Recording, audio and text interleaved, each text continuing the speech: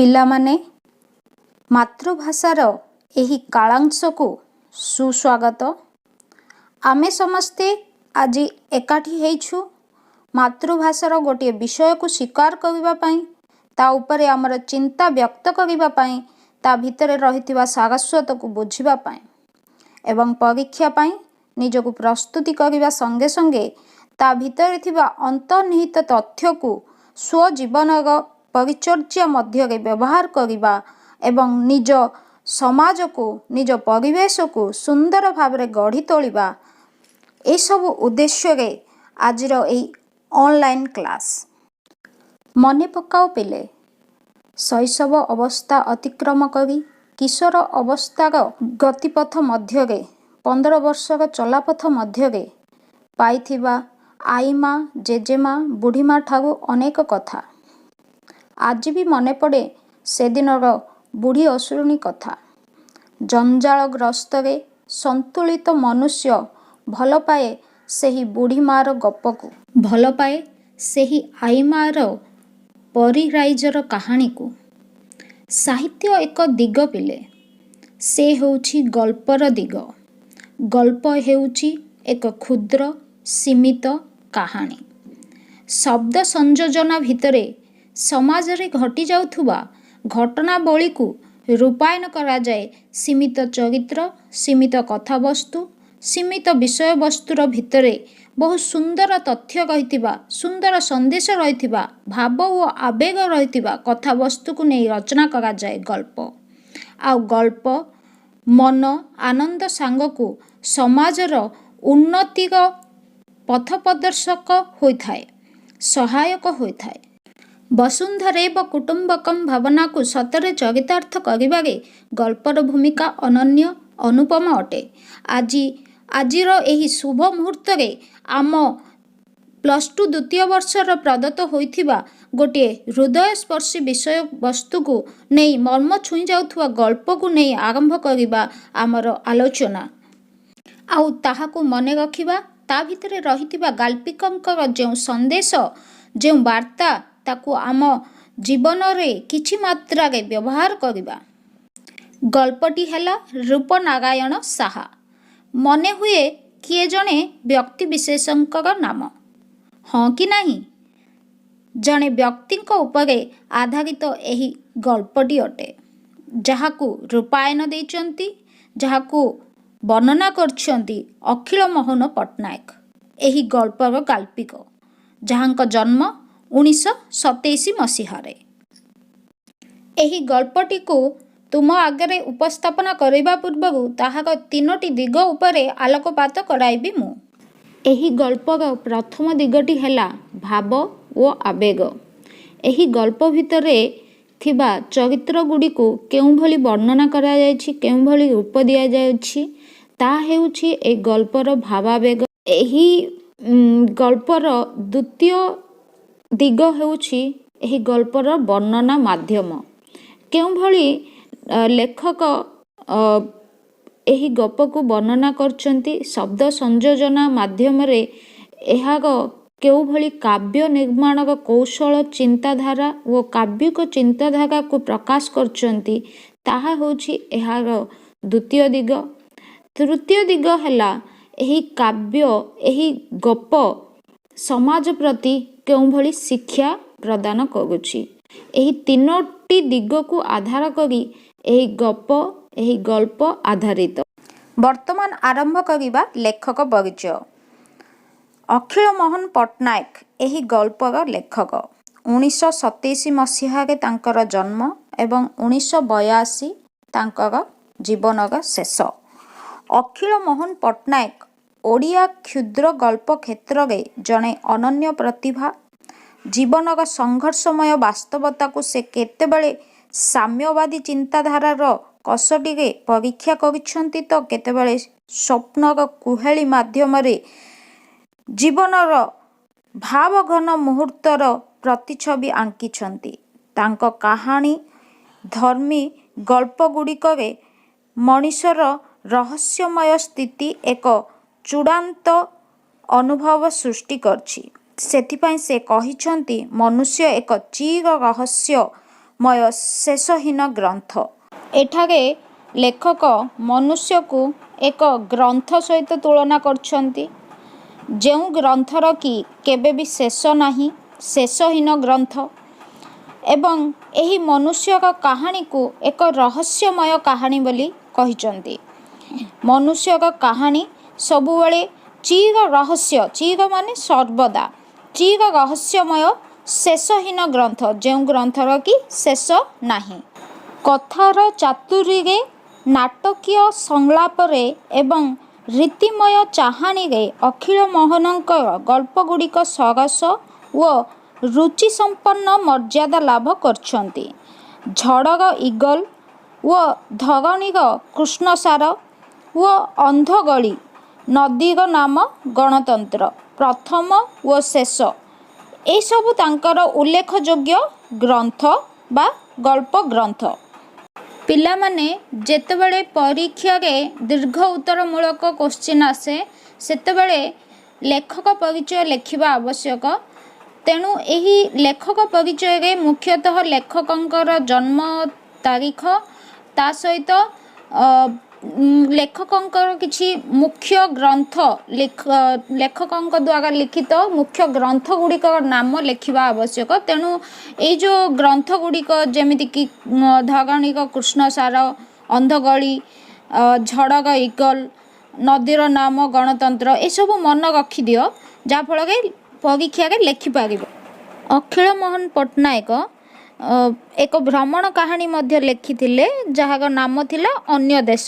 ଅନ୍ୟ ଦେଶ ନାମରେ ଏକ ଭ୍ରମଣ କାହାଣୀ ମଧ୍ୟ ତାଙ୍କର ପ୍ରତିଭାର ସ୍ୱାକ୍ଷର ବହନ କରେ। ଏବଂ ସେ ଅନ୍ଧଗଳି ଯେଉଁ ଗଳ୍ପ ଗ୍ରନ୍ଥ ଲେଖିଥିଲେ, ସେଥିପାଇଁ ସେ କେନ୍ଦ୍ର ସାହିତ୍ୟ ଏକାଡେମୀରେ ପୁରସ୍କାର ଲାଭ କରିଥିଲେ। ଅନ୍ଧଗଳି ଗଳ୍ପ ଗ୍ରନ୍ଥ ପାଇଁ ସେ କେନ୍ଦ୍ର ସାହିତ୍ୟ ଏକାଡେମୀ ପୁରସ୍କାର ଲାଭ କରିଛନ୍ତି।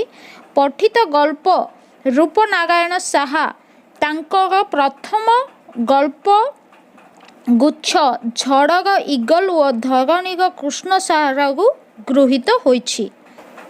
ଆମର ଯେଉଁ ପଠିତ ଗଳ୍ପ ଅଛି ରୂପନାରାୟଣ ସାହା, ସେଇ ଯେଉଁ ଗଳ୍ପ ଲେଖକଙ୍କର ଯେଉଁ ଗଳ୍ପଗୁଚ୍ଛ ଅଛି ଝଡ଼ର ଇଗଲ ଓ ଧରଣୀର କୃଷ୍ଣସାର, ଏ ଦୁଇଟା ଗଳ୍ପ ଗ୍ରନ୍ଥରୁ ଆମେ ଯେଉଁ ପଠିତ ପାଠ୍ୟ ବା ଗଳ୍ପ ପଢ଼ୁଛେ, ସେଇ ଗଳ୍ପଟି ସେଥିରୁ ଆସିଛି। ତାର ଗୋଟେ ସ୍ୱଳ୍ପ ଛୋଟ ପାର୍ଟ ଆମେ କହିପାରିବା। ଏବେ ବର୍ତ୍ତମାନ ସେଇ ରୂପନାରାୟଣ ସାହା ଗଳ୍ପର ସମ୍ପର୍କରେ ବର୍ତ୍ତମାନ କିଛି ସମ୍ୟକ ଧାରଣା ପଢ଼ିବା, ଆଉ ନେକ୍ସଟ ଭିଡ଼ିଓରେ ଏହାର ବିସ୍ତୃତ ବିବରଣୀ ଦିଆଯିବ। ରୂପନାରାୟଣ ସାହା ଗଳ୍ପଟି ଆମ ଶିକ୍ଷା ବ୍ୟବସ୍ଥା ଓ ଶିକ୍ଷକଙ୍କର ସମ୍ବନ୍ଧୀୟ ଏକ ନିଛକ ବୃତ୍ତାନ୍ତ। ମାଷ୍ଟରଜୀ ରୂପନାରାୟଣ ଏବଂ ଅଶୋକଙ୍କର ଚରିତ୍ରକୁ ନେଇ ଏହା ଜୀବନ୍ତ। ଅଶୋକ ଖ୍ରୀଷ୍ଟମାସ ଛୁଟିରେ ବନାରସ ବୁଲିଯାଆନ୍ତି, ଯେଉଁଠାରେ ତାଙ୍କର ପିଲାଦିନ କଟିଥିଲା।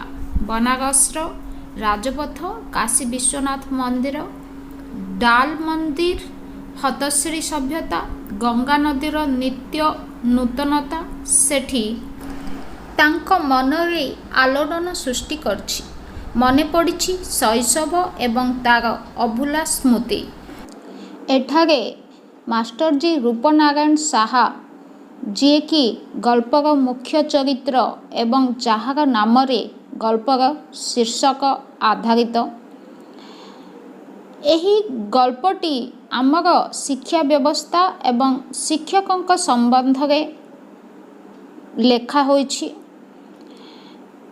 ମାଷ୍ଟରଜୀ ହେଉଛନ୍ତି ଏଠି ରୂପନାରାୟଣ ସାହା ଏବଂ ଅଶୋକ ହେଉଛନ୍ତି ତାଙ୍କର ଶିଷ୍ୟ, ଯିଏକି ଖ୍ରୀଷ୍ଟମାସ ଛୁଟିରେ ବନାରସ ଯାଇଛନ୍ତି। ଆଉ ରୂପନାରାୟଣ ସାହା ହେଉଛନ୍ତି ସେଇ ବନାରସର ଜଣେ ମାଷ୍ଟରଜୀ, ଯେଉଁଠାରେ କି ଅଶୋକ ନିଜର ପିଲାଦିନ ବିତେଇଛନ୍ତି।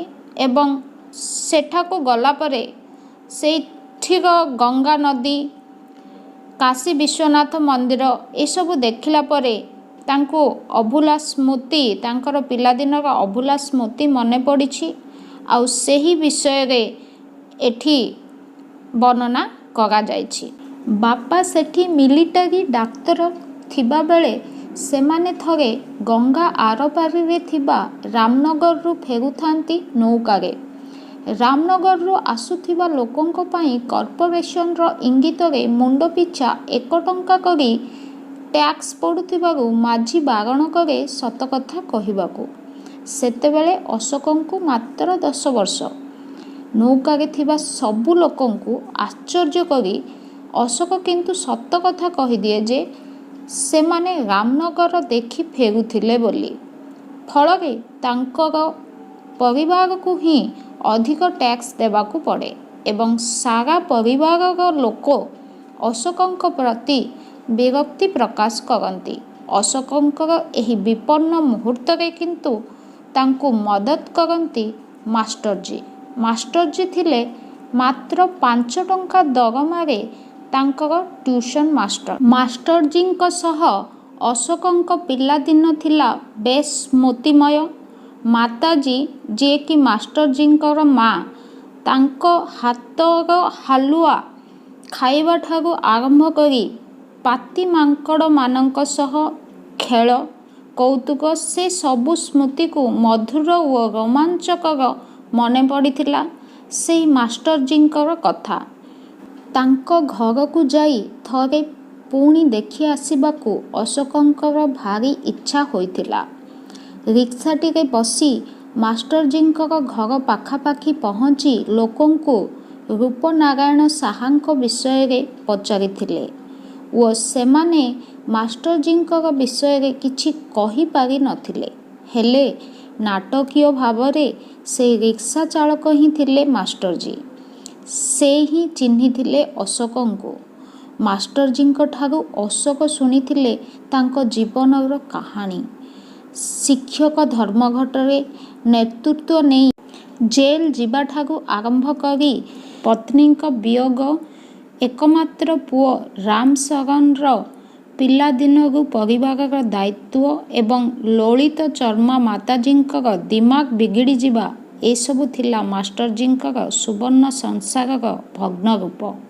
ସବୁ ଦେଖି ଶୁଣି ମଧ୍ୟ ଅଶୋକଙ୍କର କିଛି କହିବାର ନଥିଲା।